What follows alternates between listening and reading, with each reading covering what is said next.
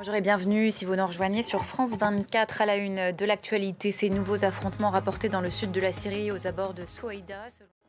Ce vendredi, tous les regards sont toujours tournés vers Souaïda dans le sud de la Syrie, aux abords de laquelle de nouveaux affrontements ont éclaté dans la matinée. D'abord les faits avec Alice Broga.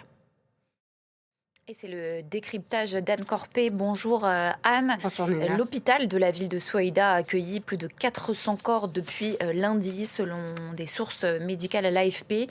Les combats se poursuivent donc malgré le retrait de l'armée syrienne. Oui, les combats qui opposent les clans bédouins aux Druzes.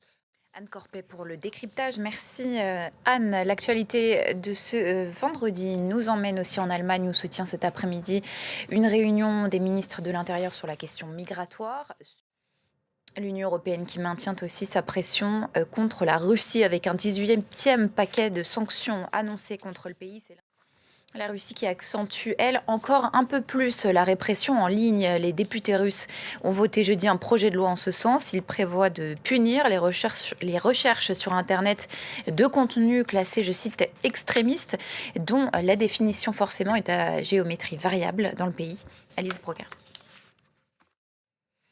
L'affaire Jeffrey Epstein continue de faire parler aux États-Unis. Beaucoup de personnalités sont soupçonnées d'avoir profité du système Epstein, dont Donald Trump. Le Wall Street Journal lui attribue notamment une lettre salace qu'il aurait adressée aux financiers accusés de crimes sexuels.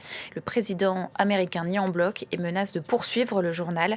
Les faits avec Léo Péchard. Voilà pour l'essentiel de l'actualité. Restez avec nous sur France 24.